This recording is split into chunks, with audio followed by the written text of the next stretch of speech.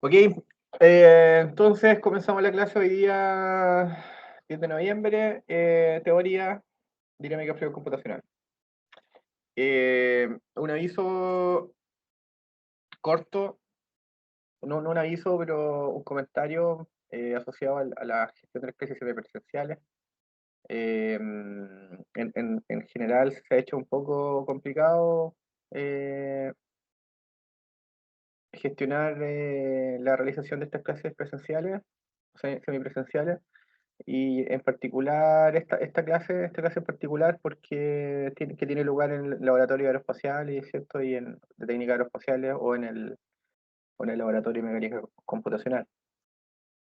Eh, Cualquier actualización respecto a cómo vamos llevando esto, yo se la voy a hacer llegar oportunamente, así que no se preocupen respecto a eso.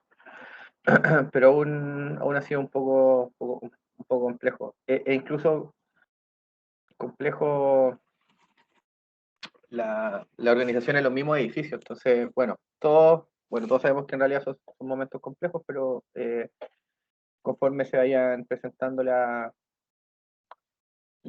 posibilidades de poder organizar de mejor forma esto, yo les voy a ir comunicando oportunamente, así que no se preocupen.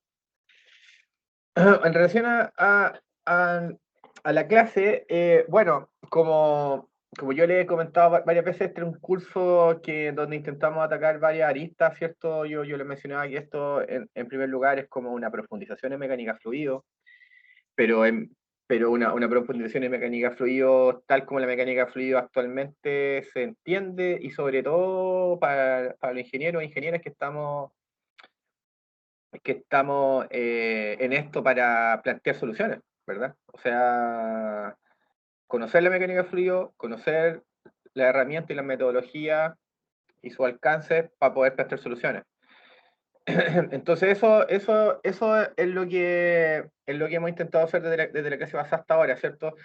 Si bien al principio fue como nos perfilamos exclusivamente en un tema de mecánica fluido, luego nos perfilamos a lo que tiene que ver con la dinámica fluido computacional, ¿verdad? Entendiendo la dinámica fluido computacional en lo que concierne como a su aplicación, eh, para poder tener una visión de en qué consiste realmente esta herramienta y cuál es y cómo uno se aproxima a una solución de un problema basado en este enfoque. Entonces hoy día vamos a continuar en lo de la clase pasada. Eh, vamos a repasar lo que llamamos CFD paso a paso, o cuáles son los pasos en la dinámica fluido computacional en la solución de un problema. Y lo que yo busco poniendo estas situaciones de esta manera es que puedan aflorar eh, cuál es la relación entre los distintos pasos, ¿ya? Y por qué, y por qué realmente lo que significa modelar no tiene ninguna relación con ocupar un software. Eh, luego de esta clase, digamos, donde continuamos la clase pasada en lo que tiene que ver con dinámica fluido computacional como una herramienta de ingeniería, ¿verdad? Volvemos a lo que yo diría que es una de las partes más importantes del curso, que es la sección de turbulencia, ¿verdad?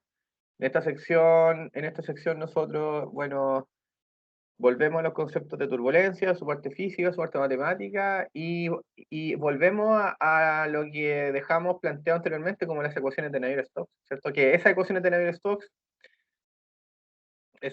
Navier-Stokes, ¿cierto? En principio tendrían solución para un flujo laminar, tendrían solución para un flujo invisible, ¿verdad? Incluso tienen solución analítica para casos muy simplificados, como capas límites, como flujos en chorro, flujos en capas de mezcla, en situaciones que son muy acotadas, ¿verdad? Pero tienen, o a través del tiempo fueron planteadas algunas soluciones analíticas, ¿cierto? Con muchas simplificaciones, pero en un problema de la vida real, en un problema real, con geometría real, con condiciones reales, estas ecuaciones no tienen solución. Entonces, la solución numérica que la que nosotros siempre buscamos en este curso, ¿cierto? En el caso de un flujo turbulento se complica y eso es lo que nosotros vemos desde la próxima clase. ¿Ya? Pero bueno, empecemos entonces hoy día con la clase denominada pasos en modelación CFD o también CFD paso a paso, CFD por la sigla de dinámica fluidos computacional, ¿verdad? Computational Fluid Dynamics.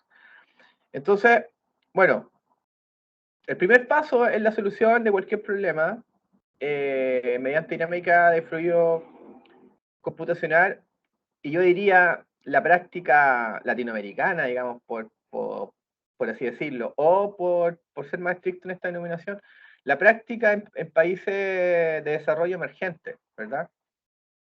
Porque obviamente el nivel de desarrollo de los países está íntimamente relacionado al nivel de tecnología que sean capaces o de desarrollar o de manejar, la capacidad tecnológica que tengan esos países. Los países desarrollados, la, la ingeniería basada en simulación, que es una ingeniería de vanguardia, no está muy desarrollada. ¿Qué es lo que significa esto? Que no existe una gran masa crítica, o sea, aún por ejemplo en esta universidad este curso es un electivo. ¿Ya? O sea, eso es algo que debemos resolver pronto, pero es un electivo. Y no hay ninguna razón para que sea un electivo, ¿verdad? Entonces, bueno, todas estas situaciones están relacionadas con este primer punto, establecer el problema. Porque cuando uno trabaja con equipos con equipo de ingenieros, equipos científicos de países desarrollados, y a uno se le encarga, o uno está en la vereda de implementar un modelo computacional para resolver un problema, el problema se le entrega bien establecido, con sus límites, con sus bordes, con sus definiciones. Sin embargo, lo que sucede acá en Chile en particular no es así. Muchas, muchas veces el problema es lo primero la primera tarea, y por eso que aquí está el paso explícito, establecer el problema. Ustedes deben establecer el problema, porque comúnmente en la industria o, o en el contexto, ¿cierto?, donde parece haber un problema, ese problema no está bien definido. La gente que está encargada de manejar los contextos sigue como hablando bien en general para no, eh, para no cerrarnos solamente a la industria, ¿verdad? Porque obviamente sabemos que al 2021 el ingeniero tiene un campo de acción mucho más allá de solamente la industria, ¿verdad? Pero bueno, entonces refiriéndonos al contexto donde existen esos problemas, ¿verdad? Las personas que estén a cargo no conocen muchas veces su proceso. Desconocen por qué aparece una problemática que ellos identifican porque daña su producto, porque aparece algún daño en su producto, porque aparece algún proceso defectuoso, porque estoy teniendo un impacto ambiental inesperado, ¿cierto? Pero el problema en la mayoría de las veces no está muy bien definido. Entonces, uno debe definir el problema o uno debe ayudar a, o uno debe proponer, interactuar para poder definir ese problema.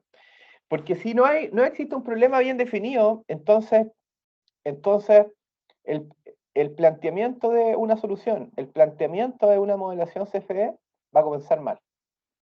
Entonces, lo primero es definir bien el problema, ¿cierto? Bueno, estableciendo y habiendo definido bien el problema, Lo segundo es definir objetivos. Entonces, en relación a este problema, vamos a definir objetivos. La definición de objetivo es algo importantísimo. Muchas veces uno se encuentra en la industria o en otros contextos, ¿cierto? Que, que existen proyectos en ejecución donde los objetivos no están bien definidos. O en el peor de los casos, no están definidos. Contextos más cercanos a usted, la práctica o digamos, la,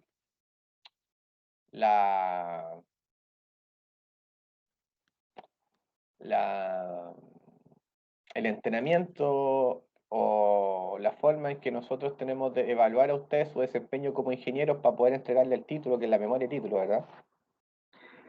Hay mucha memoria de título que los objetivos están mal definidos, incluso me he encontrado con casos que los objetivos no están definidos y eso ya es un problema mayor, ¿verdad? Entonces, ustedes como ingeniero o ingeniera no pueden comenzar ningún proyecto de ingeniería si no tiene los objetivos bien definidos. Eso es algo que tiene que quedar sacramentado en piedra. Es una definición importantísima. Escrito en piedra, perdón. Definición de objetivo. Una vez que usted ha definido su objetivo, entonces comenzamos a tomar las decisiones que van a empezar a darle forma al modelo computacional, ¿cierto? Que va a ser una representación computacional o una representación física de una situación de la vida real, ¿verdad? Si usted hace un modelo computacional de una caldera, ese modelo computacional obviamente ustedes aspiran a que sea una representación realista y física, una representación física realista del comportamiento de esa caldera. Entonces, en sintonía con la definición de los objetivos está la definición del volumen de control. La definición del volumen de control, ¿verdad? Ustedes definen el volumen de control. Además del volumen de control, ustedes definen las condiciones de borde, ¿verdad?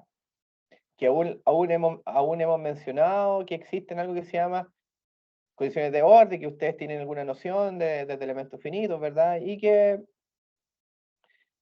esa noción es aplicable efectivamente directamente a lo que conocemos como condiciones de borde en mecánica de fluidos, pero existe un pool más amplio de los tipos de condiciones de borde que podemos ocupar.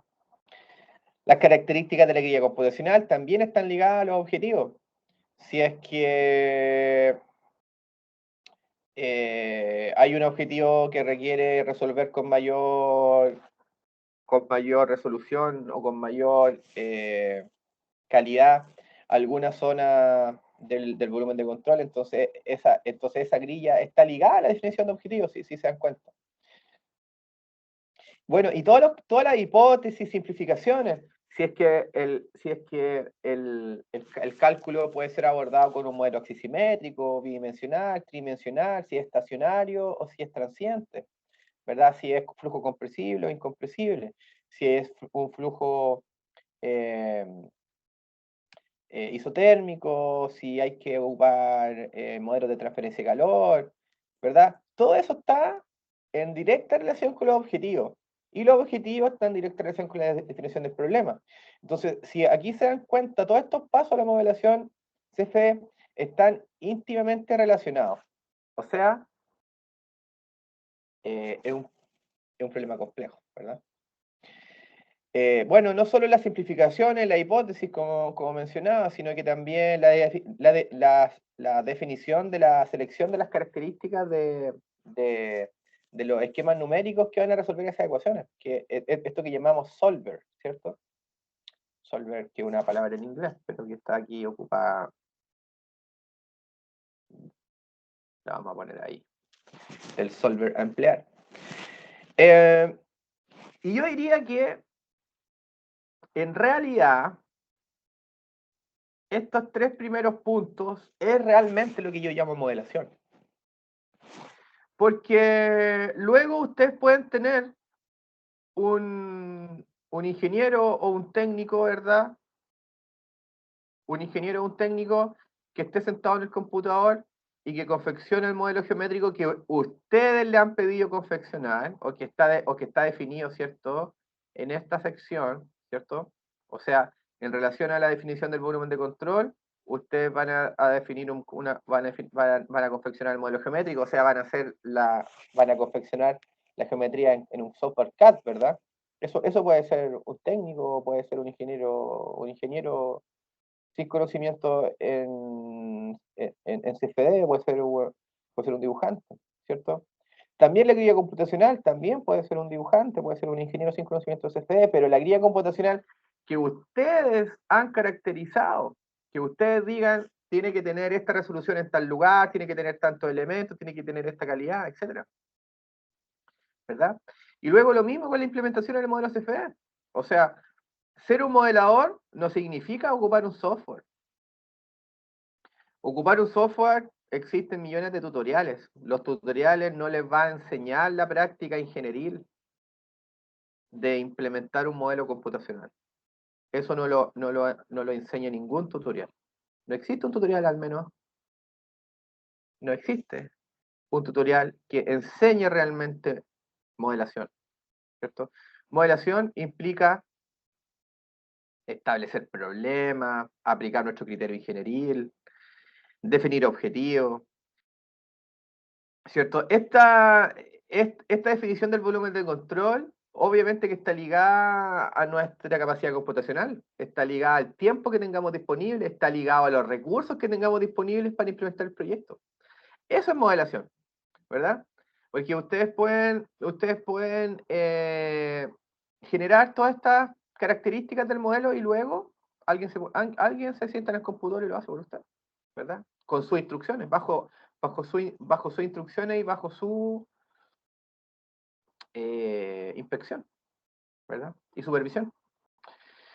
Y luego, sí, cuando generamos los resultados y generamos discusiones y conclusiones, por supuesto que eso también es parte importantísima de alguien que sabe modelar, aplicar criterio, ser capaz de aplicar criterio ingenieril, ser capaz de discernir entre resultados físicos y resultados que no son físicos, discutir los resultados en la intención de poder generar información útil para la solución que estamos planteando y generar obviamente conclusiones, ¿verdad? Entonces este, estos pasos de modelación, en la modelación CFE son importantísimos y no los podemos perder de vista y sobre todo no los podemos perder de vista para entender en qué consiste la modelación realmente, que, repito, no tiene absolutamente nada que ver con ocupar un software. ¿Ya? Vamos a ejemplificar estas CFD paso a paso con un problema, ¿ya? Este problema, este ejemplo fue un caso real en que yo trabajé y que en realidad trabajamos algunos colegas del Departamento de Ingeniería Mecánica en interacción con algunos colegas del Departamento de Física y a solicitud de la Fuerza Aérea, ¿verdad? Y esto fue la condición atmosférica del canal Isla Santa Clara y Robinson Crusoe con ocasión del siguiente problema. Un avión de carga capota en cierta zona geográfica, que fue el CASA 212, ¿verdad?, del año 2011. Y lo que se desea es conocer la condición de viento en la zona de caída, ¿cierto? Eso es lo que nos pedían nosotros, conocer la condición de viento en la zona de caída al momento de la caída, ¿cierto? ¿Qué antecedentes teníamos? Bueno, que existen modelos meteorológicos que son los modelos que predicen el clima, ¿verdad? Y que a ustedes les dice que mañana va a haber, no sé, 15 grados en la mañana o en la noche van a haber 8 grados, qué sé yo. Esos modelos meteorológicos que son ocupados por nuestros colegas, que son programados por nuestros colegas meteorólogos, entregan resultados de viento con una resolución de 1 kilómetro. O sea, la grilla computacional de los modelos meteorológicos ¿cierto? Llegan a 250 metros, 500 metros, 1 kilómetro. En el caso del modelo chileno, en esa fecha teníamos una grilla computacional de 1 kilómetro. ¿Y cuál es el problema? Es que el canal entre Isla Santa Clara y Robinson Crusoe tenía 2,5 kilómetros. O sea, este problema no podía ser resuelto por modelos meteorológicos, ¿verdad? Imposible poder describir la condición de viento de alta resolución que sintió el avión en el momento de la caída, ¿cierto? Si tenemos una grilla computacional que tiene una resolución de 1 kilómetro y que en todo el canal vamos a tener dos puntos donde se va a indicar el viento, ¿verdad? O sea, imposible. Por lo tanto, los modelos meteorológicos fueron descartados para este análisis. Y fue algo importante porque en realidad, teniendo que calcular un tema que está más en el alma de un meteorólogo, de un geofísico, ¿cierto? Ellos, las herramientas que manejaban no estaban bien descritas, perdón, no estaban hechas para resolver este problema. Y por algo aparecemos nosotros, los ingenieros mecánicos y aeroespaciales, los ingenieras mecánicas y aeroespaciales, para poder resolver este problema. Entonces, el problema fue el que se describió anteriormente. El objetivo general, entonces, describir la condición de viento de microescala en la zona del accidente y estimar el wind shear, que es un parámetro aeronáutico que está descrito y establecido en los manuales de aeronáutica, ¿verdad? Para determinar en qué condición una aeronave puede volar o no. Está clasificada como leve, moderado o severo, ¿verdad?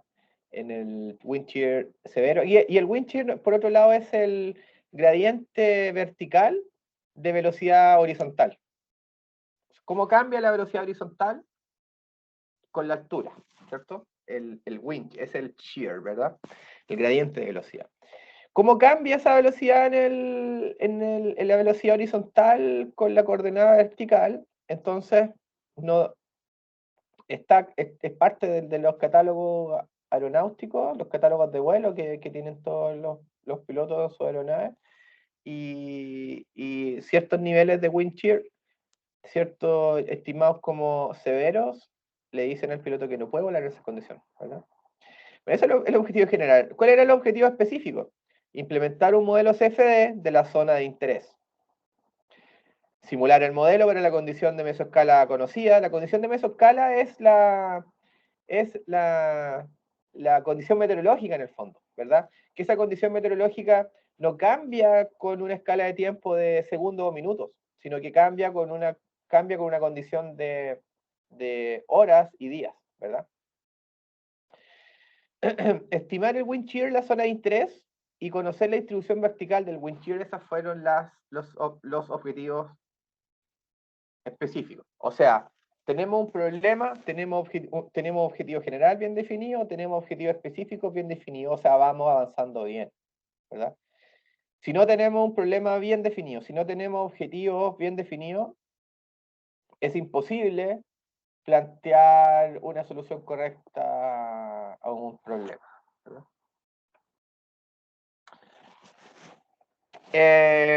Bueno, habían algunas hipótesis que acá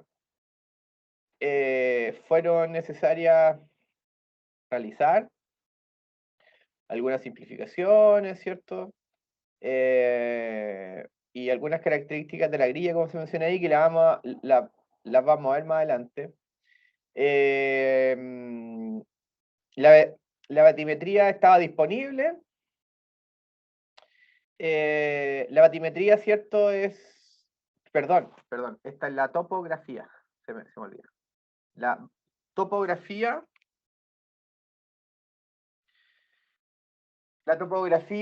está disponible, la batimetría es lo análogo a la topografía, pero en el fondo del mar, ¿verdad? La topografía la teníamos disponible.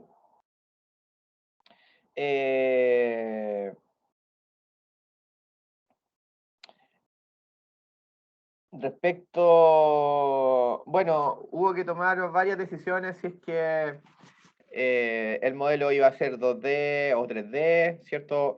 Obviamente necesitábamos un campo tridimensional de velocidad, no era posible hacer una aproximación bidimensional. Y también respecto a lo que estamos llamando aquí como turbulencia de mesoscala, que en el fondo es la turbulencia del tiempo meteorológico, teníamos que ver de qué manera incorporarlo en el modelo. Todas esas cosas se las voy a escribir a continuación. Entonces empezamos con, voy a volver aquí al CFD paso a paso. Tenemos el problema, tenemos los objetivos, ¿cierto? Y ahora vamos a definir el volumen de control. Entonces, respecto a la definición del volumen de control, había muchas posibilidades y este era el escenario. Entonces, esta es Isla Santa Clara, ¿verdad? Esta es Juan Fernández. O sea, perdón, esta es la isla Robinson Crusoe. El accidente ocurrió en este canal, entre Isla Santa Clara y Robinson Crusoe, ¿verdad?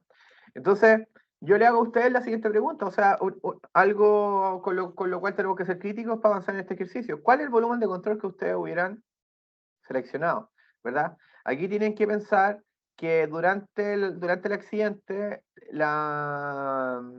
el viento iba en esta dirección, o sea, de sur a norte y de oeste a este, o sea, iba en esta dirección, desde este punto en esta dirección, ¿verdad? Entonces, esa consideración a usted ya le da alguna luz respecto a la definición del volumen de control. Es importante, o hubiera sido importante tener esta punta, por ejemplo, o esta otra punta en el volumen de control. ¿Ya? Esas son las cosas que tenemos que responder. ¿Tenía que tener Isla Santa Clara? Por supuesto. El volumen de control, ¿cierto? Debe tener Isla Santa Clara porque justamente lo que queremos describir es cómo esta isla, ¿cierto? Cómo el viento, ¿cierto? Que impacta esta isla, genera agua abajo de la isla, una condición de viento que queremos describir. Entonces, por supuesto que esta isla debería ir. También una porción de Robinson Crusoe era necesaria, ¿verdad? Para permitir que el flujo se desarrolle, porque ustedes tienen que saber que en los dominios, en los bordes del dominio, nosotros vamos a poner una condición de borde, de viento conocida, ¿verdad? Pero como mencionaba la clase pasada, siempre tenemos que tener en cuenta de que la condición de borde debe estar lejos del lugar donde nosotros queremos resolver la simulación, ¿verdad? Entonces, si este es nuestro lugar de atención, ¿cierto? Las condiciones de borde deben estar lejos, ¿ya?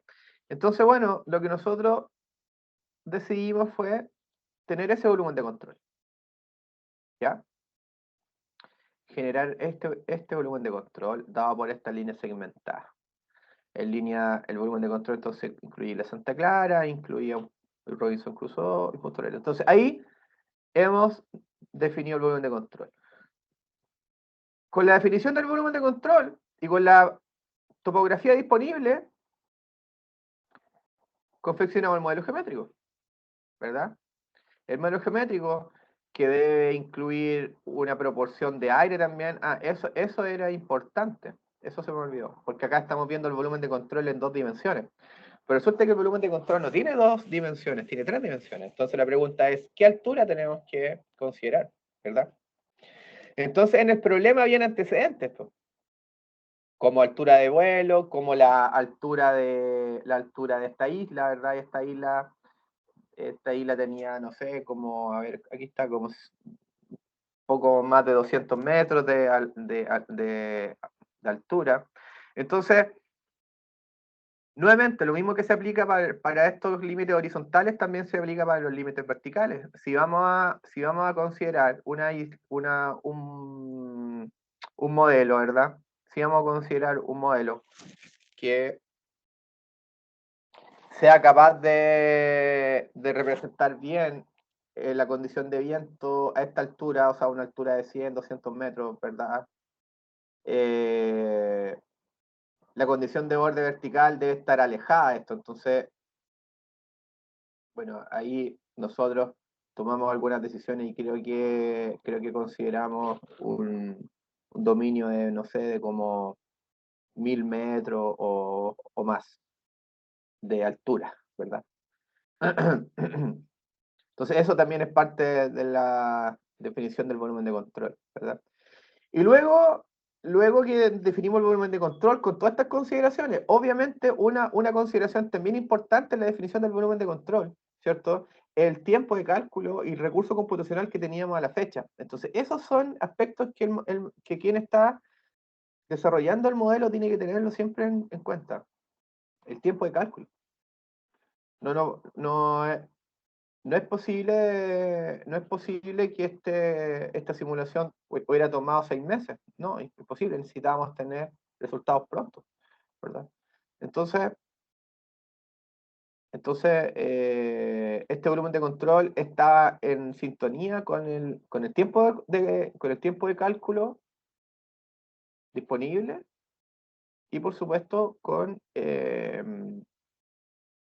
tiempo de cálculo disponible y con la capacidad computacional también disponible en esa época. Con el modelo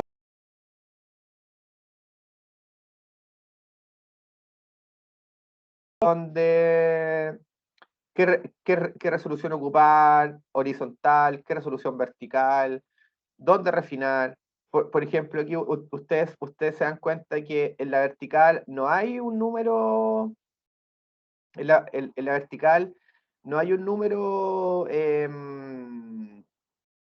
digamos, no hay un número, no hay una longitud constante del elemento, una longitud vertical constante del elemento, ¿verdad? Hay elementos que son más finos cerca de la pared y elementos que son menos finos lejos de la pared, ¿verdad? Todas esas decisiones son decisiones de modelación, ¿verdad? Queremos disminuir el número de elementos, entonces hacemos elementos más grandes lejos de las zonas de interés, elementos más finos cerca de la zona de interés, ¿verdad?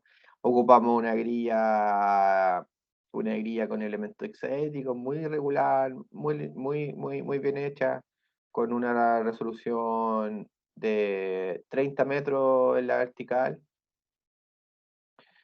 constante, perdón, en la horizontal constante, una resolución horizontal constante de 30 metros y una resolución variable desde hacia hacia arriba, digamos, en la vertical. Que hay otras vistas de la zona conflictiva, ¿verdad?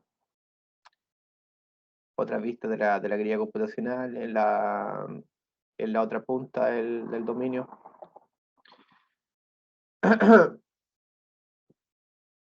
Entonces, para implementar el modelo computacional, una vez teniendo la grilla computacional, ¿verdad? Entonces uno tiene que hacerse la pregunta, qué otro submodelo necesitamos ocupar? Bueno, este modelo era isotérmico, los efectos térmicos aquí los despreciamos, ¿verdad? Era una corriente intensa, entonces los efectos térmicos los despreciamos. El modelo de turbulencia, tuvimos que probar varios modelos de turbulencia para tomar la decisión de qué modelo de turbulencia usar. Cuando ustedes están seleccionando modelos de turbulencia, que lo vamos a ver en detalle en la próxima clase, o diría durante las próximas 2 clases, vamos a ir viendo todo lo que tiene que ver con turbulencia. Con modelación de turbulencia, diría yo. Ustedes no solo se basan en las características físicas de ese modelo, sino en qué tan costoso computacionalmente es, ¿verdad? Y todas esas cosas. Entonces, implementamos el modelo, lo simulamos y obtenemos algunos resultados. Obtenemos algunos resultados, como por ejemplo el campo de velocidad a 100 metros y a 200 metros. Vemos que a 100 metros se generan una zona de muy baja velocidad.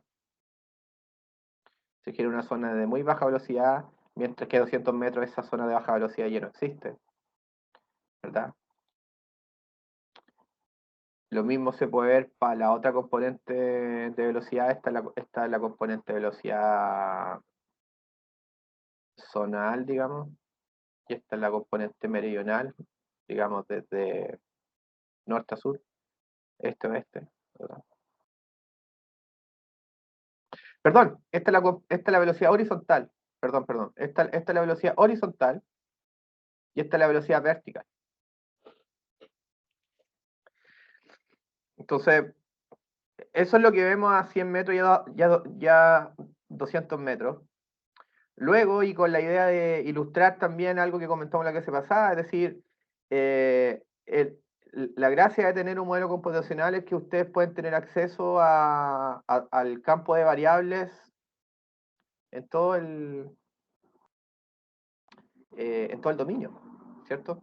Entonces, en particular, este es el volumen de control. Ante una probable trayectoria de 2300 metros, nosotros pudimos calcular el wind shear, ¿verdad? El punto rojo está marcado el punto que fue identificado como punto de impacto. Y cuando nosotros vemos el wind shear en esta transecta, ¿cierto? En esta línea, en esta transecta. Cuando nosotros graficamos el wind shear, digamos, en esta dirección, ¿cierto? Yo estaría viajando desde aquí hacia acá, ¿cierto? En todos los gráficos desde izquierda a derecha, ¿verdad? Y ustedes miren, se pueden dar cuenta este comportamiento, ¿verdad? O sea, aquí vemos que el wind shear era el gradiente de velocidad, en realidad el wind shear en esta zona está catalogable como severo, ¿verdad? Y los otros están catalogables como moderados, pero el wind shear lateral era clasificable como severo. Tenía niveles de un wind shear severo, ¿verdad? Y el gráfico más como importante, ¿verdad? Fue este, donde acá nosotros pudimos graficar el wind shear y superponerlo en un plano donde se encontraba el punto de impacto y nos damos cuenta que en esa zona había un wind shear severo de 12 nudos por cada 100 pies. Entonces, bueno, nuestra como, o sea, nuestro trabajo, digamos, lo que nos pidieron llegó hasta ahí. No me piden otras conclusiones, ni nosotros tampoco hicimos ningún tipo de conclusión fuera de lo que nos pidieron, que era estudiar el wind shear, ¿verdad? Pero los resultados fueron muy interesantes.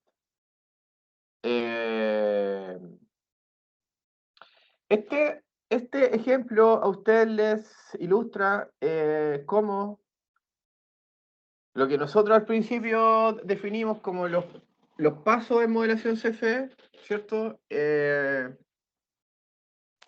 Cómo estos pasos permitían establecer la real importancia de estos tres primeros pasos y realmente catalogar un proceso de modelación, lo que significa modelar como estos tres primeros pasos: definir el problema, definir los objetivos y luego definir la estrategia y tomar las decisiones de todas las características que va a tener ese modelo computacional, empezando por la definición del volumen de control, condiciones de orden, características de la grilla, hipótesis, simplificaciones, definiciones de los esquemas numéricos, ¿cierto?, que van a resolver las ecuaciones asociadas a la física que estén resolviendo, ¿verdad?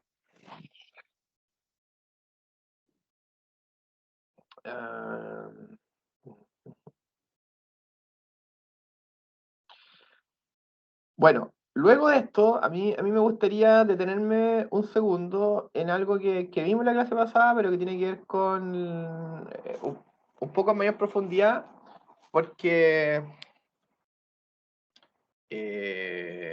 vamos a hacer una tarea al respecto de cómo, sobre grillas computacionales, ¿cierto? Entonces, la pregunta era, ¿por qué es necesario discretizar el dominio de cálculo?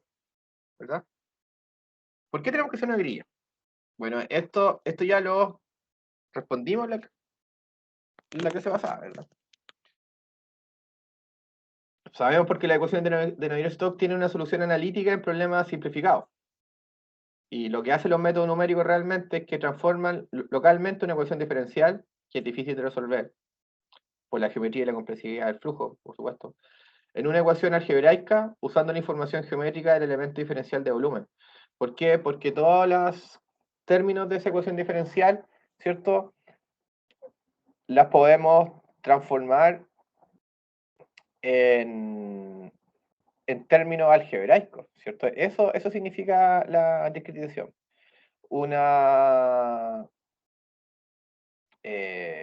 Por ejemplo, una derivada espacial, nosotros podemos transformarla en un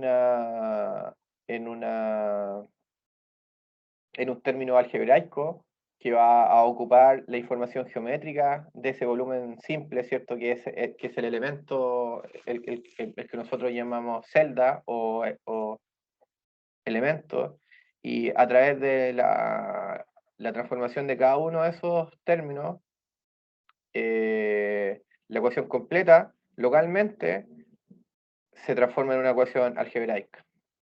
Entonces vamos a obtener un sistema para resolver una ecuación diferencial, ¿cierto? Esa ecuación diferencial se va a transformar en una ecuación algebraica en cada una de las celdas de la grilla computacional. Vamos a tener una ecuación por cada celda.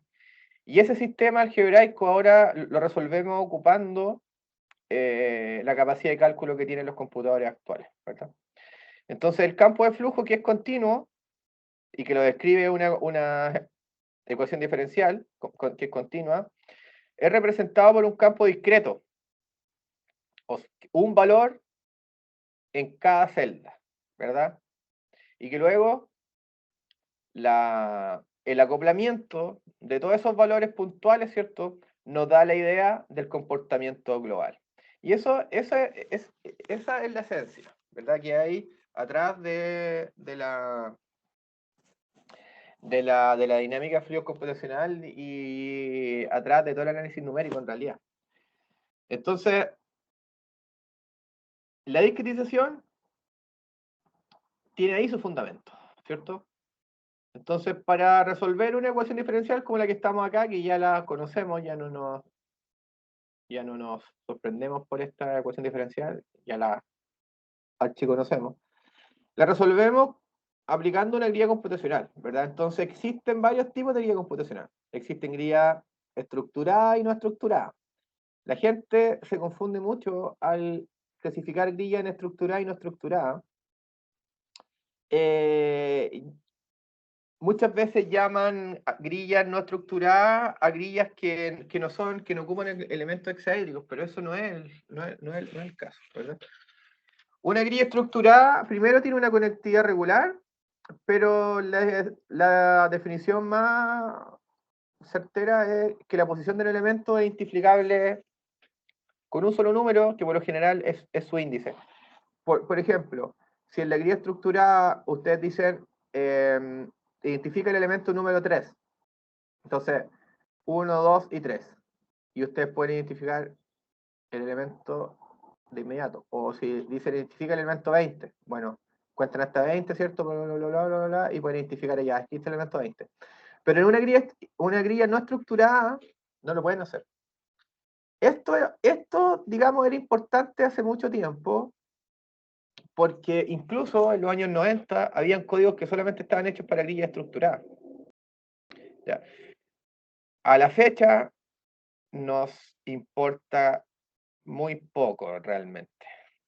Antes uno era un tema si la grilla era estructurada o no estructurada. Actualmente yo diría que eso no es un tema, a nadie le importa. Lo que importa es que la grilla sea una grilla de buena calidad, que sea una grilla adecuada que sea una grilla adecuada para el cálculo computacional, ¿verdad?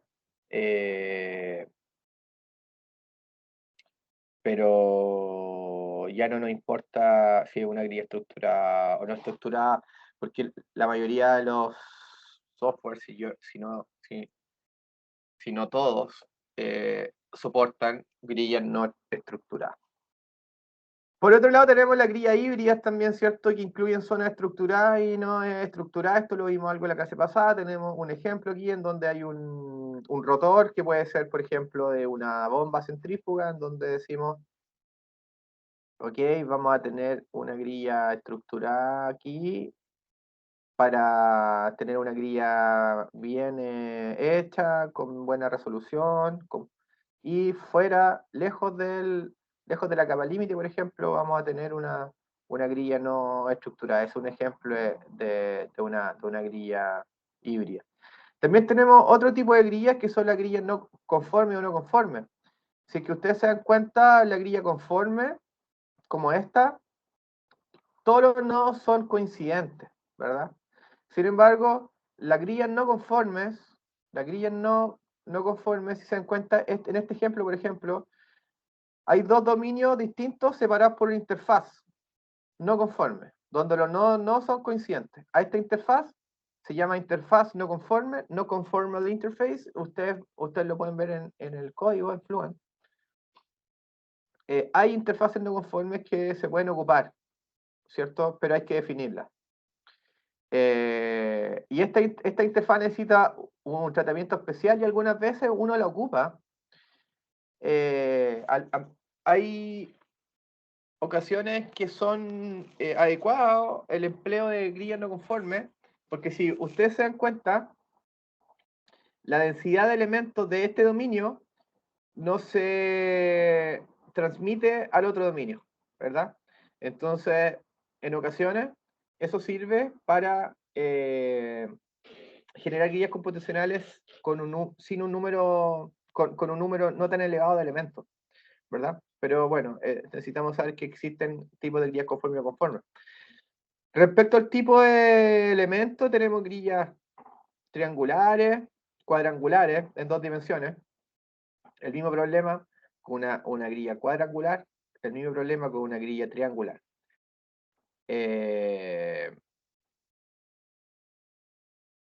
Grillas cuadrangulares, triangulares, donde existen elementos de los dos tipos. Perdón, cuadrangulares, triangulares. Estas son grillas cuadrangulares, pero donde los elementos cuadrangulares no son regulares, ¿verdad? Esto también es un tipo de grilla cuadrangular que es posible y es útil muchas veces en geometrías complejas. Sobre la calidad, el tamaño de la grilla. Bueno, es muy importante que uno tenga presente que el aspecto de calidad y tamaño de la grilla es muy importante. La calidad de la grilla que comúnmente está ponderado por la deformación de los elementos, ¿cierto? Y también por la suavidad de la malla. ¿Qué quiere decir suavidad de la malla? Que no hay cambios abruptos en la longitud de los elementos, ¿cierto? Cuando hay cambios abruptos en la longitud de los elementos, vamos a tener problemas de convergencia y calidad de los resultados, ¿verdad? Entonces, uno debe tener el cuidado del modelador de saber que la grilla computacional que ocupa no debe tener elementos deformados, que debe tener, por lo tanto, buena calidad, y que la distribución de elementos debe ser suave. La distribución del tamaño de elementos tiene que cambiar suavemente. Si hay un elemento muy pequeño al lado de uno muy grande, más de 3 veces, digamos, o 4S, pueden haber problemas de convergencia y calidad de los elementos.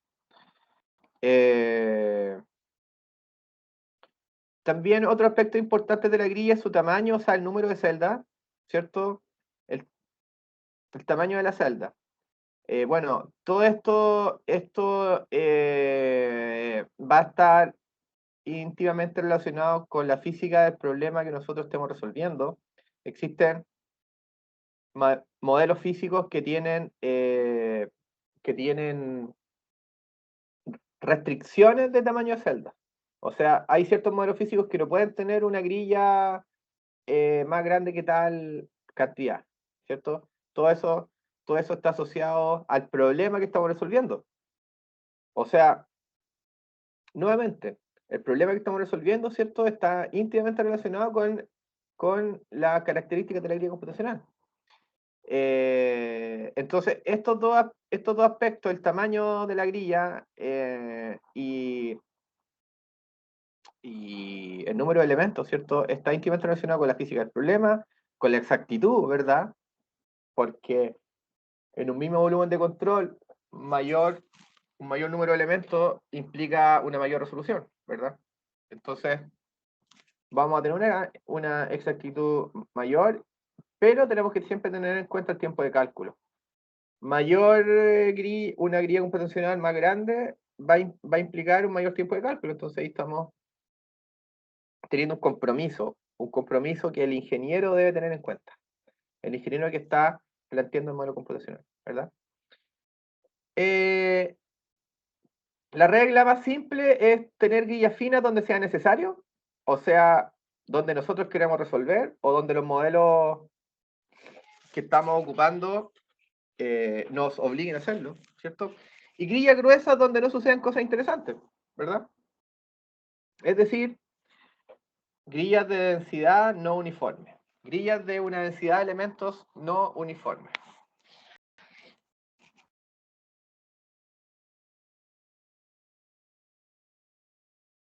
Respecto a la calidad y el tamaño de las grillas computacionales, existen dos parámetros que son los que ustedes van a tener que ver en la confección de grillas computacionales para analizar la calidad de la grilla, que es el skewness, el primero, ¿cierto? Que les da a usted una idea de qué tan deformado está el elemento respecto a un elemento de referencia que por lo general es un rectángulo o un triángulo bueno, esto también lo podemos entender en tres dimensiones, ¿verdad? Y también la razón de aspecto. Alta razón de aspecto en un elemento triangular y un elemento hexaédrico o un elemento, perdón, cuadrangular, un cuadrado de alta razón de aspecto. Entonces, la razón de aspecto y el skewness son parámetros que tenemos que vigilar cuando generamos grillas computacionales. Por lo general, bueno, el skewness es un número que va de 0 a 1. 0 es una grilla muy buena, todos los elementos perfectamente regulares. 1, una grilla muy mala, donde o sea, donde el elemento está muy deformado. Uno no se debería permitir tener en su grilla computacional elementos muy deformados con un skewness, no sé, mayor a 0,8, a 0,7, ¿verdad? Y respecto a la razón de aspecto, depende de los lugares donde están los elementos de alta razón de aspecto. Creo que uno no puede tener una razón de aspecto más de 40, ¿verdad? Pero ya 40 es una gran razón de aspecto. No, no deberíamos tener elementos con un skewness superior a 0,8 y elementos con razón de aspecto mayores, no sé, a 10, a 12. Esos son como los valores recomendados. Bueno, y aquí hay algunos ejemplos de guías computacionales. Grillas computacionales con interfaces no conformes, hechos, por ejemplo, con esquemas CAT-CEL, que son los esquemas que traen ahora por defecto el ANSYS Matcher, por ejemplo, si ocupan ANSYS Matcher con mayor. Una grilla computacional muy regular de un sistema ala fuselaje, ¿verdad? De un modelo simétrico, ocupando un plano de simetría, una grilla computacional muy regular, para un rotor de una turbomáquina. La comparación aquí entre una grilla tetraédrica y una grilla tetraédrica y una grilla poliédrica, que es un tipo de elemento que se está ocupando no hace muchos años, yo diría que hace unos 10 años, y masivamente yo diría que hace unos 5 años. Ya, es que un elemento poliédrico. Las grillas poliédricas se construyen sobre la base de grillas tetraédricas. O sea, ustedes confeccionan una grilla tetraédrica, ¿cierto? Y le piden al computador y le piden al software, ¿cierto?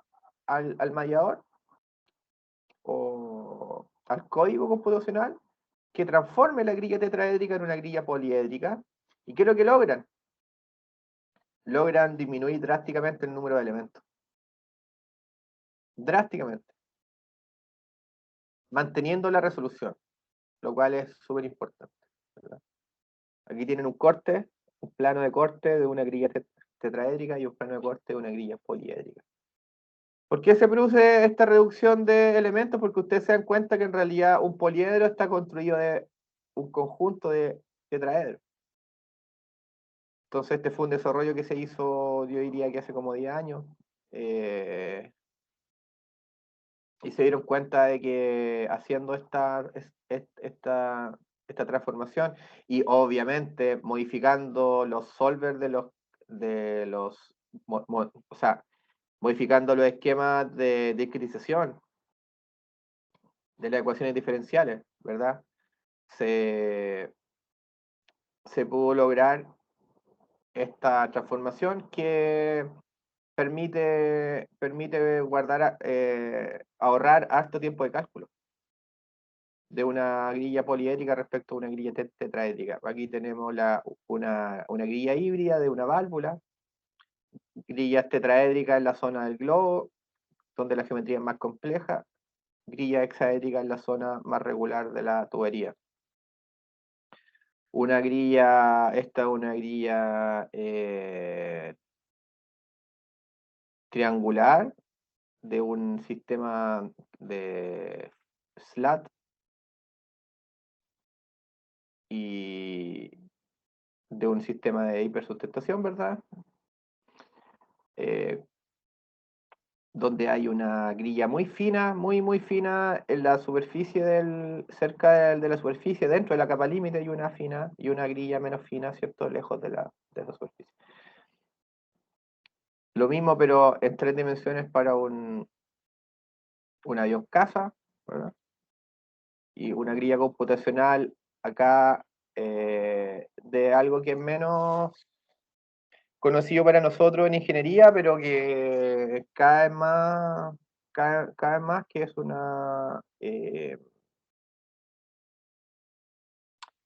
un borde costero, ¿verdad? Un borde costero con accidentes geográficos de muy alta resolución. Entonces esto es una grilla una grilla triangular, ¿verdad? Que permite obtener y de una alta resolución, ¿cierto? En esta zona donde hay accidentes topográficos de alta resolución y una grilla menos fina en esta zona, ¿verdad? Bueno, actualmente existen muchos software de mallado. Aquí yo puse simplemente algunos. Adina, Sysmecher, que nosotros ocupamos, ¿cierto? Algor, Altair, Argus, Interware, Beta, Cambridge Flow, Numeka, T-Grid, Gambit, que lo vuelvo aquí a repetir siempre, que puse una imagen de nuestro viejo Gambit, porque Gambit es un software al cual la gente que trabajamos hace años en dinámica fluido computacional tenemos mucho cariño, porque fue el primer mallador el primer mallador o uno de los primeros malladores que hubo y que nos hacía la vida muy fácil. El Gambit muy, muy bueno, y el Gambit está ahí. Imagínense, esa plataforma, esa interfaz, muy así como old school. Ahora existen muchos malladores, como ustedes ven, pero las recomendaciones de mallado son las que hemos visto aquí y lo que hemos visto en la clase pasada. Esos son los temas importantes y esos son los temas donde tenemos que poner atención. Bien. Se conectaron bastante hoy día. Voy a dejar de grabar.